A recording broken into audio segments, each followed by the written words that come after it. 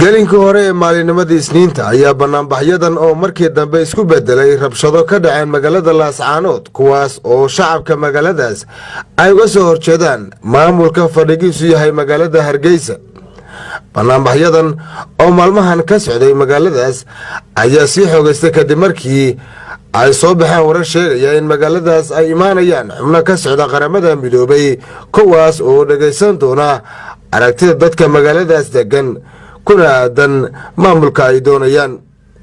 boqolaal shacab ah oo mudaharaadayay ayaa lagu soo maray wadooyinka waaweyn ee magaalada kuwaas oo isku horimaad uu ku dhex maray maleeshiyaadka hubaysan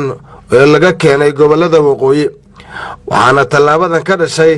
khasaare isugu jira dhaawac iyo gaadiid la gubay oo maleeshiyaadkaasi uu watay. wasiir ku-xigeenka wasaaradda caafimaadka ee dowladda Puntland ayaa cambaareeyay arrintaas. marka ugu horeysa waxaan saxaafadda isugu yeeray arrin degdeg ah oo ku saabsan gobolka Sool iyo waxa ka socda. arrinta number 1 aan rabaa inaan ka hadlo waxa weeye arrinta gobolka Sool ka socota khaasatan magaalada Laascaanood oo dadka shacbiga ee degan ee khaasatan dadka dumarka iyo caruurta ee xabsiga lagu guray shalayto ilaa maanta xabadda la dhacayo ayaan waxaan rabaa inaan ummadda Soomaaliyeed iyo caalamkaba u sheego in arrinta tacadiyada ah ee lagu hayo shacbiga ee la caburinta ah ee dilka ah ee xabadeynta ee xabsiga inay tahay xaq darro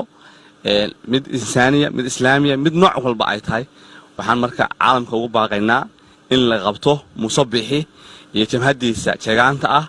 oo ummadda muslimiinta la xasuuqayo rabadaanta laga joojiyo oo si degdeg wax looga qabto ayaanu beesha caalamka iyo ummadda Soomaaliyeed u sheegaynaa. waxaan taageeraynaa oo taageero buuxda siinaynaa anigoo ku hadlaya magaca dowladda Puntland iyo shacbiga gobolada SSC